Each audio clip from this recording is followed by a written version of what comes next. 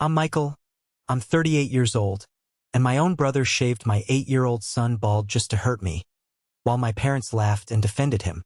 Before I tell you how that single, cruel act led to them showing up at my office and accidentally destroying their own lives in front of my CEO, let me know where you're watching from in the comments below. It's always good to know who's out there listening. It all started on a day that should have been perfect. It was a crisp Saturday afternoon in October. The leaves outside our window were a blaze of red and gold, and inside, our home was filled with the kind of warm, happy chaos that I lived for. My son, Lucas, who was 8 at the time, was buzzing with an electric energy that could have powered the whole neighborhood. His best friend, Sam, was having a birthday party, and for Lucas, this was the social event of the year. He was standing in front of the hallway mirror, his tongue sticking out in concentration as he tried to tame a stubborn cowlick in his thick, brown hair. That hair was his pride and joy. "Dad, do I look cool?" he asked, spinning around. He was wearing a new superhero t-shirt that my wife, Emma, and I had bought him just for the occasion.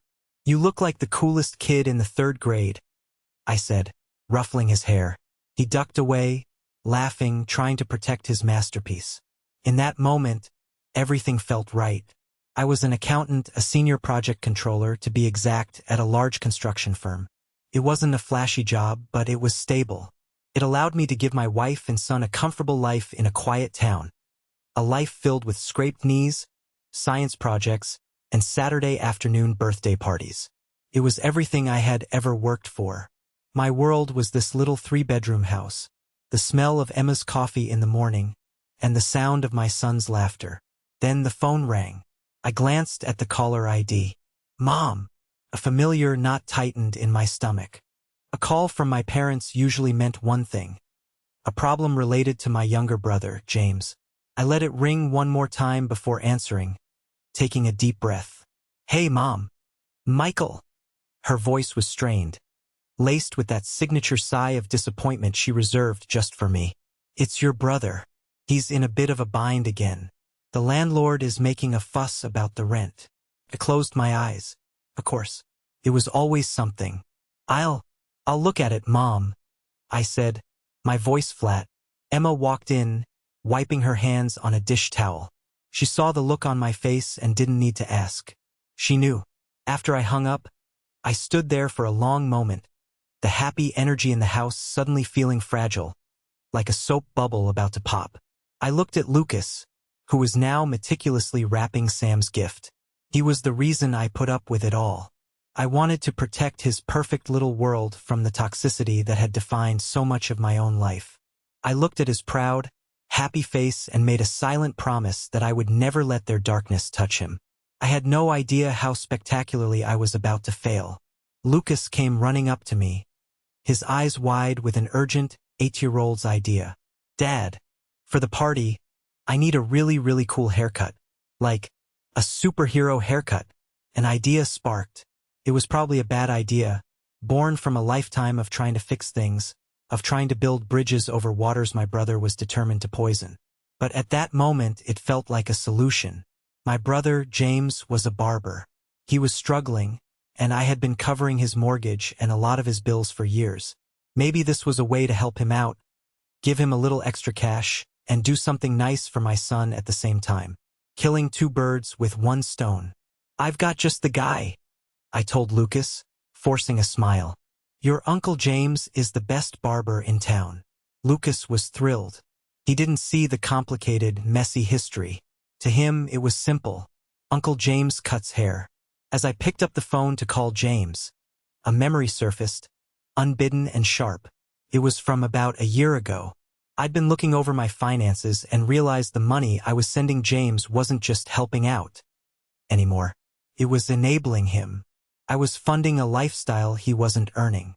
Emma and I had talked about it for weeks. She was gentle, always supportive, but also practical. "Michael, he needs to learn to stand on his own 2 feet, she'd said. "You're not his father." So I did it. I called James and told him that I was going to have to scale back the financial support. I explained that I needed to focus on saving for Lucas's college fund and our own retirement. I was calm, I was reasonable. I thought he understood. An hour later, my mother called me, her voice thick with tears. "Michael, how could you? Your brother is falling apart." He called me, sobbing. He said, "You don't care if he ends up on the street." "Mom, that's not what I said. I just said I'm scaling back. His pressure is up, Michael. The doctor said he needs to avoid stress. Do you want to be responsible for putting your brother in the hospital?" Then my dad got on the phone. His voice was cold, heavy with disappointment. "Your mother is a wreck. Is this what success has done to you? Made you forget what family means? He's your brother. For God's sake, you take care of your own." The guilt was a physical weight. They were experts at wielding it. They painted me as the cold, successful son, and James as the fragile, artistic soul who just needed a little more help, a little more time. A week later, after a flood of desperate texts from James and tearful calls from my mother about her heart palpitations, I caved. I sent him the money for the mortgage. The pattern resumed. Shaking the memory away, I dialed James's number. "Hey James, it's Michael." Well, look what the cat dragged in," he said. His voice was always coated in a thin layer of sarcasm. "What do you need? The car break down again?" "Funny," I said, ignoring the jab. "Actually, I have a business proposition for you. Lucas needs a haircut for a birthday party this afternoon. I want you to make him look like a prince.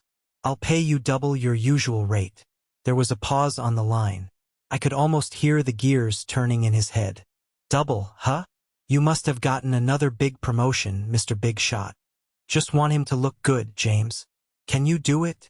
Yeah, I can do it," he said, his tone shifting, becoming almost friendly. "It should have been a red flag. But don't bring him to the shop. It's a mess today. Just drop him off at my place. It'll be easier." Another red flag. His house was chaotic, always cluttered with his two sons' toys and takeout containers. The shop was his professional space. But I was still caught in that old, stupid trap of wanting to believe the best, of wanting to make things work. "Okay," I said. "We'll be there in 20 minutes. As I drove Lucas over, my mind drifted back again, this time to my own wedding. It was a beautiful day. Emma looked like an angel. We were standing at the reception, greeting guests, when James came up to make a toast. He raised his glass, a smirk playing on his lips. "To Michael and Emma," he'd said. "Let's all take a good look, folks, because a woman this beautiful is bound to realize what she's gotten herself into. I give it 3 years tops." A few people laughed nervously. I saw my parents, though, chuckling into their napkins. They thought it was hilarious. Later, my dad clapped me on the back and said, "You gotta love your brother. Always keeps you on your toes." Emma just squeezed my hand under the table, her silent support the only thing that kept me from walking out. That was the dynamic. James threw the punches, and my parents held me in place so I couldn't dodge them. And I, the good son, the responsible older brother, just took it. Year after year, I pulled up to James's rundown little house. His 2 boys, Noah and Ethan, were wrestling on the patchy lawn. They were a year older and the same age as Lucas, respectively, but they had a hardness to them that my son lacked. Lucas bounced out of the car, excited. "Bye, Dad. See you in a bit." I watched him run to the door, a small, trusting figure in a bright t-shirt. "Hey, James," I called out as my brother opened the door. "Make him look sharp, okay?" James just grinned, a wide, unsettling grin. "Don't you worry, big brother," he said. "I'll give him a haircut he'll never forget." I drove away with a knot of unease in my gut. It was a feeling I had grown accustomed to, the low-level anxiety that came with any interaction with my family. But I pushed it down, telling myself I was overreacting. It was just a haircut. What was the worst that could happen? I decided to run a few errands to kill the hour. I went to the hardware store, picked up a new filter for the furnace, and grabbed groceries for the week. I tried to focus on the normal, mundane tasks of a Saturday afternoon, pushing the image of James's strange grin out of my mind. But it lingered at the edges. I remembered another time, a family dinner celebrating my promotion to senior controller. I was proud. It was a big step, the culmination of years of late nights and hard work. When I shared the news, my father had nodded slowly and said, "Well, that's good. I suppose that means you can afford to help your brother out with his car payment now." My mother had added, "Don't go getting a big head, Michael. It's important to stay humble, especially around James. You know how sensitive he is." My success was never my own. It was always framed as a resource for them, a tool to manage James's feelings and failures. They never saw the work, only the result. And the result was something they felt entitled to. When the hour was up, I drove back to James's house. As I pulled into the driveway, I felt that unease sharpen into real dread. The house was quiet, too quiet. Usually, you could hear his kids shouting from a block away. I got out of the car and walked to the front door. It was slightly ajar. I pushed it open, and the first thing I heard was a sound that made the blood in my veins turn to ice. It was crying. A small, heartbroken, hiccuping sob. It was Lucas. Then, I heard another sound, layered over it. Laughter. It was a man's deep chuckle, my brother's, mixed with the higher-pitched giggles of his sons. And another laugh, a woman's. My mother. My heart hammered against my ribs as I stepped inside. The scene in the living room will be burned into my memory until the day I die. Lucas was sitting on a kitchen chair in the middle of the room, completely bald. His beautiful brown hair, his pride and joy, was scattered in clumps on the dirty floor around him. Tears were streaming down his face, leaving clean tracks through the grime on his cheeks. He was shaking, his small shoulders heaving with each sob. Standing over him was my brother, James, a pair of electric clippers still humming in his hand. His sons, Noah and Ethan, were pointing and laughing, chanting "Egghead, Baldy," and there, sitting on the sofa, were my parents. My father was leaning back, a wide grin on his face. My mother had her hand over her mouth, but her shoulders were shaking with suppressed laughter. They were watching my son's humiliation as if it were a sitcom. They were enjoying it. The world went silent. All I could see was my son's devastated face and the smiling faces of the people who were supposed to love him. The people who were supposed to love me. James finally noticed me standing there. The grin on his face faltered for a second before hardening into a defiant sneer. "Well, look at him now," James said, his voice dripping with venomous satisfaction as he gestured to my crying child with the clippers. "Now you look just like your failure father." For a second, I couldn't breathe. The air in the room was thick with cruelty. The humming of the clippers, the sound of my son's sobs, my parents' chuckles. It all swirled into a vortex of noise that seemed to suck the oxygen from my lungs. My first instinct was primal. It was the instinct of a father bear whose cub had just been attacked. Every cell in my body screamed at me to launch myself across the room and wipe that smug look off James's face. My hands clenched into fists so tight my knuckles turned white. A hot, white-hot rage I hadn't felt in years surged through me. But then I saw Lucas. He looked at me, his big, tear-filled eyes begging me to make it stop. And in that instant, I knew that exploding wouldn't help him. It would only add more chaos, more fear to a situation that was already terrifying for him. I had to be the calm in his storm. I took a deliberate step into the room, my voice dangerously low and even. "What did you do?" James scoffed, finally turning off the clippers. The sudden silence was somehow louder. "Lighten up, Mike. It's a prank. Just a little joke." "A joke?" I repeated, my voice barely a whisper. I walked past him and knelt in front of my son. I gently touched his head, his skin smooth and bare. He flinched. "Look at him. He's terrified. You call this a joke?" My mother finally spoke, her voice still laced with amusement. "Oh, Michael, don't be so dramatic. It's just hair. It'll grow back. Boys don't need long, fussy hair anyway. You're raising him to be too soft." "Too soft." I stood up, turning to face her. "He's a child. He was excited about a party. And you sat here and laughed while his uncle bullied him. While his grandparents laughed." My father stood up then, puffing out his chest. He was a master at turning my legitimate anger into an overreaction. "Now you listen here. James said it was a joke. Your mother and I thought it was funny. The boy needs to learn to take a little teasing. You're making a mountain out of a molehill. A molehill? My voice finally cracked, the rage seeping through. His hair is on the floor. He's crying his eyes out. And you call that a molehill? James stepped forward, his face contorted with years of resentment. Oh, here we go. Saint Michael. The perfect father with the perfect son and the perfect life. You come in here, flashing your money, offering to pay me double like I'm your charity case. You think you're so much better than me, don't you? This has nothing to do with being better than you, James. This is about you being cruel to a child, to your own nephew. He needed to be taken down a peg, James shouted, his voice escalating into a full-blown yell. You're always showing off. The new car, the fancy vacations, his expensive clothes. I saw Emma's post on social media, the big blue ribbon on his science project. My brilliant son. Well, he doesn't look so brilliant now, does he? He looks like a little freak. That was it. The trigger. It wasn't just jealousy. It was a specific, targeted act of retribution for my son's small success. It was so petty, so pathetic, that it took my breath away. His own son, Noah, chose that moment to chime in, eager to please his father. Yeah, Dad told us this morning he was going to give Lucas a surprise haircut that would make everyone laugh. The room fell silent again. The admission hung in the air, heavy and damning.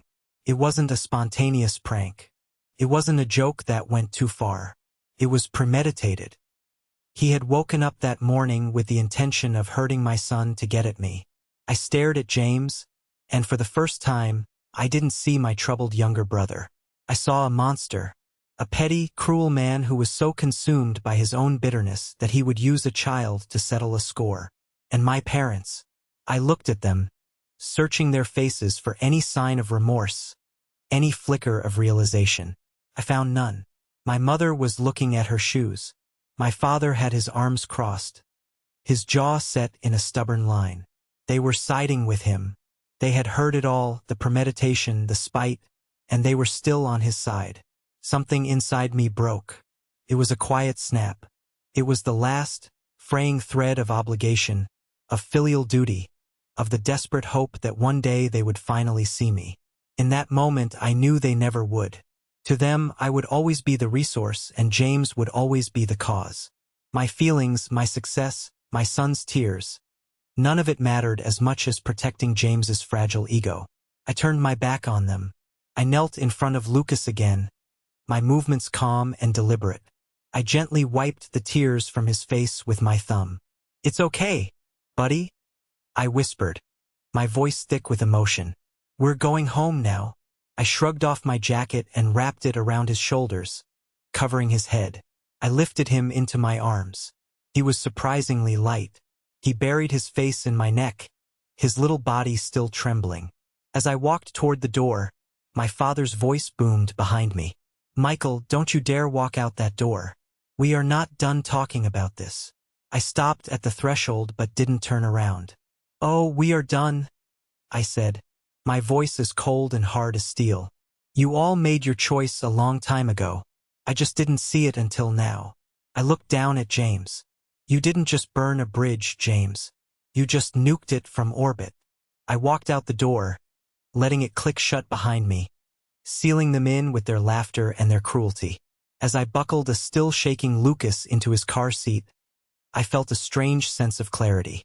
The anger was still there, a roaring fire in my chest, but it was a clean anger now. It wasn't clouded by guilt or obligation anymore. The drive home was silent. Lucas had stopped crying, but a deep, shuddering silence had taken its place, which was somehow worse. He just stared out the window, my jacket still draped over his head like a shield. When we got home, Emma was in the kitchen. She took one look at Lucas's face peeking out from my jacket, then at my thunderous expression, and her cheerful smile vanished. "Michael? What happened?" "Lucas, honey, are you okay?" I couldn't speak. I just shook my head and led Lucas to the sofa. I gently took the jacket off his head. Emma gasped. Her hand flew to her mouth, her eyes welling with instant, furious tears. She didn't need an explanation. She saw the bald head, the stray hairs still clinging to his collar, the raw misery in our son's eyes, and she knew. "Who?" she whispered, her voice trembling with a rage that matched my own. "James," I said, the name tasting like poison. "And Mom and Dad, they were there." They laughed. Emma knelt in front of Lucas, her expression softening into one of infinite tenderness. "Oh, baby," she murmured, pulling him into a hug. Lucas finally let go, clinging to his mother and sobbing, his heart-wrenching cries filling our quiet home. I stood there, watching my wife comfort our devastated son, and the cold clarity I felt in that house solidified into a hard, unshakable resolve. This was not a molehill. This was a declaration of war on my son's happiness. And I was done playing defense. I was done absorbing their poison. Later that evening, long after Lucas had cried himself to sleep in our bed, I sat down at my desk. I opened my laptop. My hands were steady. There was no hesitation. I logged into my online banking. I found the recurring payment for James's mortgage. I clicked cancel. A small pop-up asked, "Are you sure?" I clicked yes. I went to the utility company websites. I removed my credit card as the payment method for his electricity, his water, his gas, one by one. Then I opened my phone. I went to my contacts. I found James. I blocked his number. I found Mom. Blocked. Dad. Blocked. It was a quiet, methodical dismantling of a system that had been in place my entire adult life. It wasn't done in anger. It was done with the cold, precise efficiency of an accountant closing a failed account. There was no more liability, no more bad investments. The books were closed. The days that followed were a study in contrasts. Inside our home, the atmosphere was heavy with a quiet grief. Lucas was a ghost of his former self. He refused to go to the birthday party, of course. He wouldn't even look in a mirror. He'd walk past the one in the hallway with his head down, his shoulders hunched. The vibrant, superhero-loving boy had been replaced by a small, silent child who moved through the house like a shadow. Emma was my rock. She was a force of nature. She bought him a collection of cool beanies and baseball caps, calling him her super stylish mystery man. She didn't push him to talk, but she was always there, ready with a hug or a quiet activity, like building a massive Lego castle that took over our entire living room floor. We made an appointment with a child psychologist, Dr. Miller, a kind woman with a soft voice who helped us understand that Lucas's wound wasn't on his scalp, but in his sense of safety. The people who were supposed to be his family had been the monsters. My own pain was a dull, constant ache. Every time I looked at my son's sad eyes, the rage I felt towards my family would flare up again. But I channeled it. I poured all my energy into two things: my son's healing and my work. Work was my sanctuary.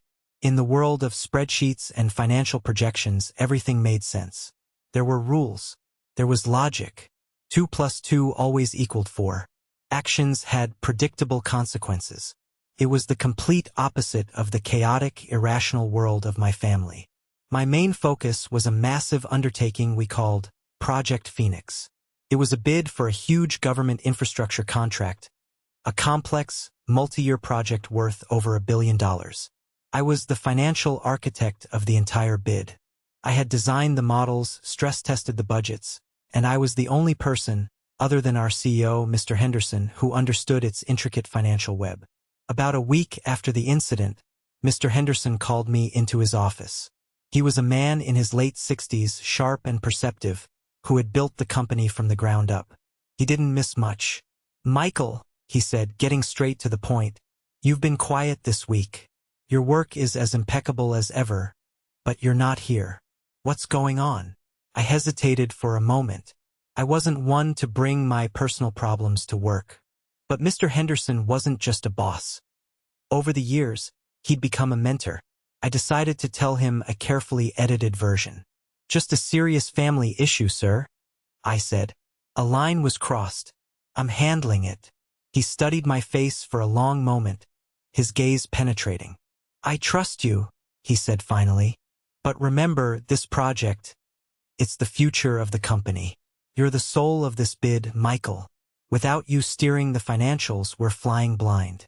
If you need anything at all, you let me know. Thank you, sir. I appreciate that, I said. An idea, vague and unformed, began to flicker in the back of my mind. The conversation had planted a seed. Meanwhile, the fallout from my quiet actions was beginning. Exactly 1 week after I cut them off, my phone buzzed with a text from a number I didn't recognize. It was my Aunt Carol, my mother's sister. Michael, your mother is trying to reach you. She's very upset. Says your phone isn't working. I ignored it. The next day, another text from her. James's power was shut off. He called your mom in a panic. You need to call her. I deleted the text. The storm was gathering, but I was in the eye of it, calm and focused. The world outside my little family of 3 had ceased to matter. 2 weeks to the day after the haircut, the first direct hit came. It was an email from James, sent to my work address. The subject line was just, seriously?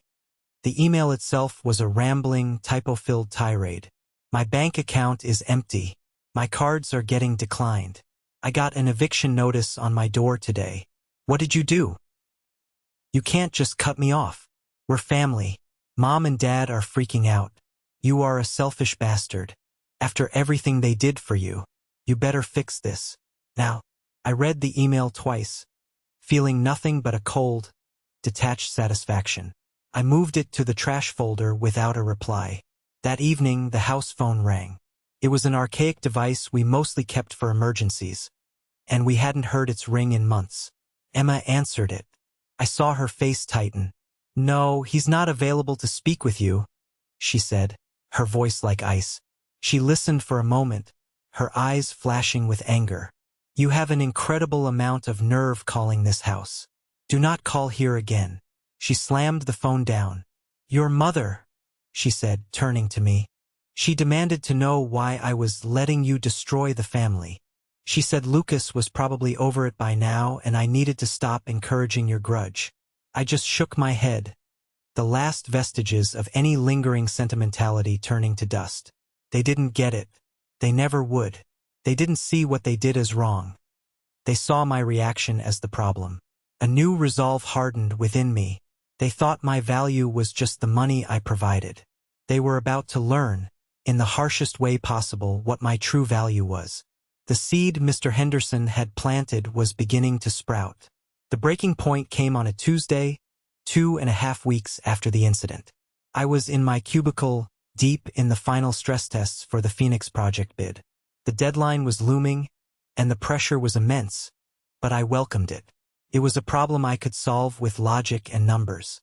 Suddenly, a commotion erupted near the reception area at the front of the office. Raised voices, sharp and angry, sliced through the quiet hum of keyboards and ringing phones. I recognized them immediately. My mother's shrill, accusing tone and my father's booming, self-righteous one. My blood ran cold. They wouldn't. Oh, but they would. I saw them before they saw me. They were standing at the main entrance to our floor, with James trailing behind them looking pale and desperate. They were causing a scene. My mother was arguing with the receptionist, a young woman named Chloe who looked terrified. I don't care if he's in a meeting, my mother shrieked, her voice echoing across the open-plan office. I am his mother, and I need to speak with him now. Heads were popping up over cubicle walls. My colleagues were staring. I saw David, a rival from another department who had always been jealous of my relationship with Mr. Henderson, watching with a smug grin on his face. He was enjoying the show. My father spotted me. Michael, he bellowed, pointing a thick finger in my direction. There you are. We are not leaving until you talk to us. Every instinct screamed at me to hide, to shrink into my chair and disappear. But then I thought of Lucas, of his small, hunched shoulders and his sad eyes. I thought of Emma's fierce, protective anger. That image straightened my spine. I was done hiding. I stood up slowly, my chair rolling back with a soft squeak that sounded deafening in the sudden silence. Every eye on the floor was on me. I walked towards them, my footsteps measured and even on the industrial carpet. I felt strangely calm, as if I were an actor playing a part one had been rehearsing for my entire life. "This is my workplace," I said, my voice low but carrying in the quiet. "This is not the time or the place. We've been trying to reach you for weeks."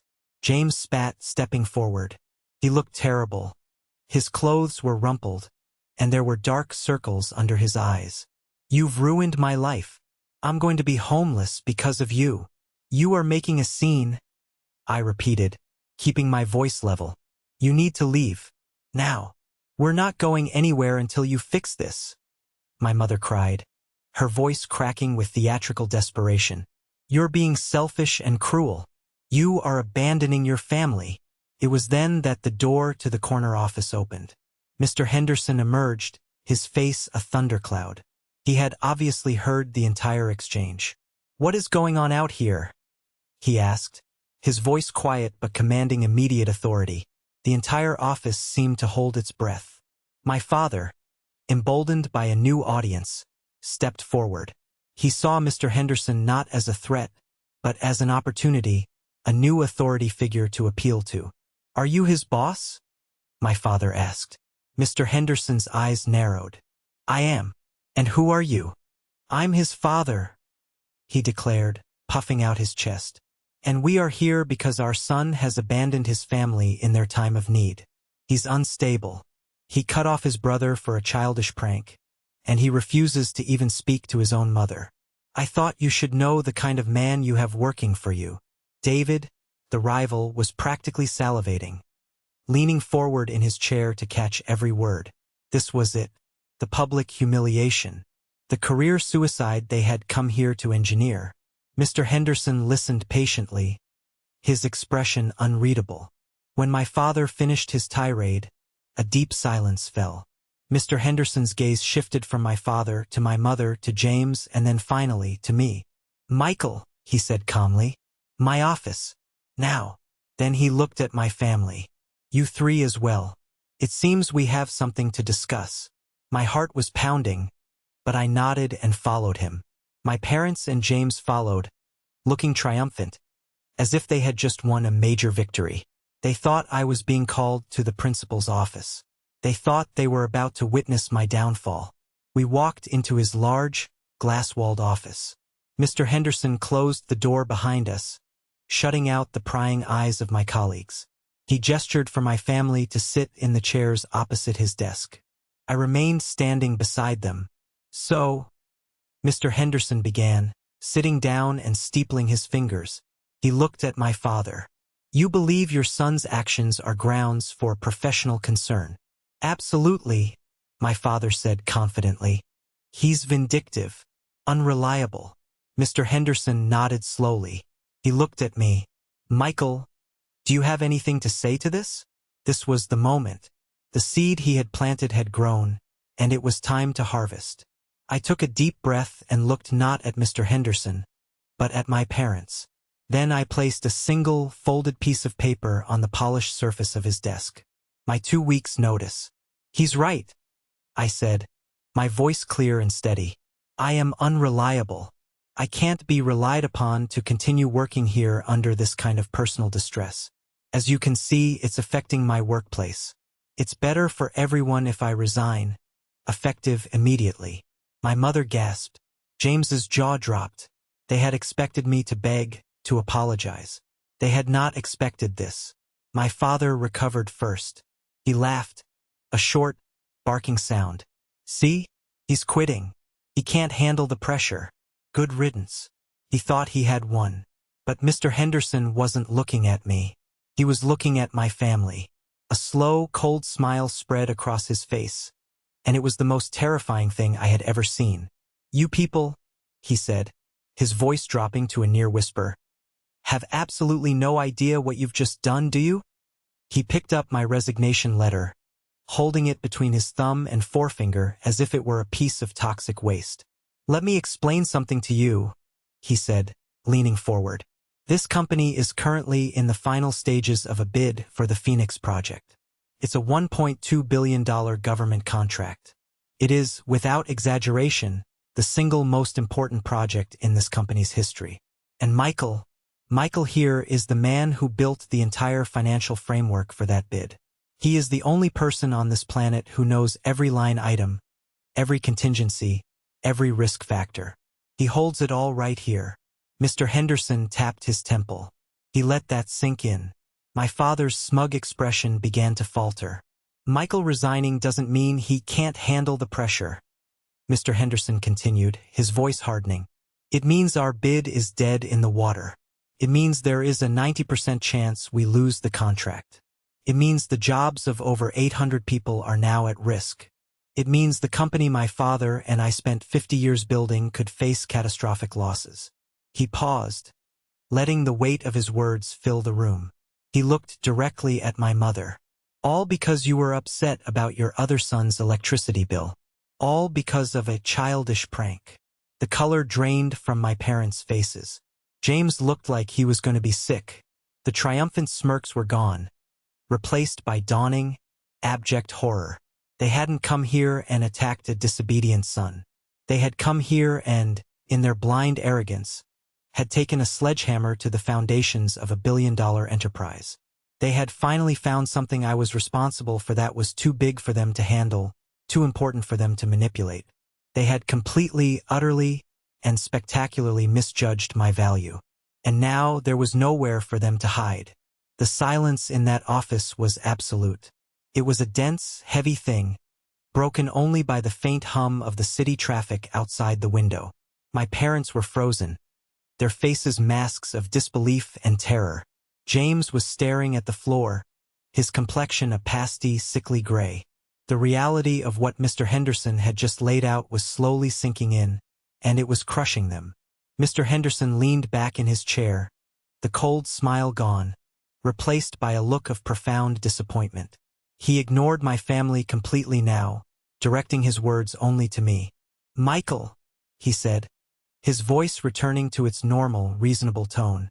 "I am not accepting this resignation." He pushed the letter back across the desk towards me. "We need you. The company needs you. I need you. I will authorize whatever you need to ensure you can do your job without distractions. A restraining order? Legal counsel to deal with harassment? A security detail? You name it, it's yours. Just tell me what you need to finish Project Phoenix." It was the ultimate validation. It wasn't about money or power in the way my family understood it. It was about competence. It was about being essential. It was the highest form of professional respect, offered to me in front of the very people who had spent a lifetime treating me as if I were disposable. I looked at my family, truly looked at them. They seemed smaller now, diminished by the sterile corporate environment and the massive consequences of their petty actions. They were no longer the towering figures of authority from my childhood. They were just three desperate, foolish people who had overplayed their hand. "Thank you, sir," I said to Mr. Henderson. I picked up my resignation letter and slowly tore it in half, then in half again. "I'll stay. I'll finish the project." Then I turned to my family, and for the first time I felt no anger, no hatred, only a vast, empty pity. "This is the last time we will ever have a conversation," I said, my voice devoid of emotion. My help was never an obligation. It was, for a very long time, an act of love. You have killed that love. From this moment on, you are on your own. Do not call me. Do not email me. Do not come to my home or my workplace again. If you do, I will take Mr. Henderson up on his offer of legal action. Are we clear? My mother opened her mouth, a choked sob escaping. My father just stared, his face ashen. James wouldn't even look at me. "Are we clear?" I repeated, my voice like a blade. My father gave a short, jerky nod. My mother covered her face with her hands. "Good," I said. I turned and walked to the door, opening it. "You can see yourselves out." I walked out of the office and back to my desk without looking back. The entire floor was silent, everyone pretending to be engrossed in their work but acutely aware of what had just transpired. I saw David, my rival, staring at his computer screen, his face pale. The smugness was gone. I sat down in my chair, the familiar leather a small comfort. It was over. The final battle had been fought, not with shouting or fists, but with spreadsheets and professional leverage. I had won. But it didn't feel like a victory. It felt like a necessary amputation. Painful but required to save the rest of the body. A few minutes later, I saw them out of the corner of my eye. The three of them, walking like ghosts towards the elevator, a tight, defeated unit of misery. My mother was leaning on my father, and James was walking with his head down, his shoulders slumped. They didn't look at me as they passed. The elevator doors opened, they stepped inside, and they were gone. The rest of the day passed in a blur. People were careful around me, speaking in hushed tones. They left me alone, for which I was grateful. At 5 o'clock sharp, I packed my briefcase and left. When I got home, Emma was waiting for me. She could tell from my face that something significant had happened. "They came to your office, didn't they?" she asked softly. I nodded, sinking onto the sofa, the exhaustion of the day hitting me all at once. I told her everything. The shouting, the scene they caused, my resignation, and Mr. Henderson's incredible intervention. When I finished, she was silent for a long time. Then she came and sat next to me, taking my hand. "I'm so proud of you," she whispered. "You stood up for yourself. You stood up for us. You showed them what you're worth." "It feels strange," I admitted. "Like I should be celebrating. But I just feel empty." "That's because you're grieving, Michael," she said wisely. "You're grieving the family you should have had. And that's okay. But look around. This," she squeezed my hand, "is the family you do have, and we're not going anywhere." Lucas came running in then, a new Lego creation in his hand. He was wearing a red baseball cap backwards, and for the first time in weeks he was smiling a real, genuine smile. "Dad, look, I made a spaceship with a laser cannon." I pulled him onto my lap, hugging him tight. His small, warm body was the anchor in my storm. Emma was right. This was my family. This was my victory. The war was over, and the long, slow process of peace was just beginning. 1 year. It's funny how much can change in a year, and how much can be rebuilt. The year after the confrontation at my office was one of quiet, deliberate construction. The Phoenix Project, which had been the weapon in my final battle, became the blueprint for my new life. It was a monstrously complex project, demanding long hours and intense focus. But I welcomed it. It gave me a purpose, a place to channel my energy that was productive and clean. Mr. Henderson was true to his word. A company-wide memo was circulated about workplace decorum and visitor policies. A clear and unspoken warning. David, my rival, was transferred to a regional office in a different state. I never saw him again. 6 months after the project bid was submitted, we won the contract. It was the biggest win in the company's history, and with it came a promotion I hadn't expected. Mr. Henderson made me Vice President of Project Finance, a new role created just for me. The title was nice, the pay bump was even nicer, but the real reward was the respect. It was quiet, it was professional, and it was earned. I no longer walked through the office feeling like I had to prove myself. But the most important reconstruction project was happening at home. Our little house, which had been a sanctuary of grief, slowly filled with laughter again. We had continued seeing Dr. Miller, not just for Lucas, but for Emma and me as well. She helped me unpack decades of emotional manipulation I had mistaken for love. She gave me the tools to understand that my value wasn't tied to how much I could give to others, but to the boundaries I could set for myself. Lucas blossomed. At 9 years old, he was a different kid than the one who had hidden under my jacket. The wound had healed, and the scar had made him stronger, more empathetic. He became a fierce defender of the underdog at school. If he saw a kid being picked on, he was the first one to step in. His hair had grown back, thick and unruly as ever, but he often chose to wear a baseball cap anyway. It had become his signature look, a symbol not of what he'd lost, but of what he'd overcome. He had taken their weapon and turned it into his armor. We filled our lives with new memories that had no connection to my side of the family. We took a road trip to the Grand Canyon, just the three of us. We adopted a clumsy, lovable golden retriever puppy that Lucas named Comet. We started new traditions, Friday night pizza and movie marathons, Sunday morning pancake breakfasts. We were building our own history, one happy, peaceful day at a time. I upheld my promise.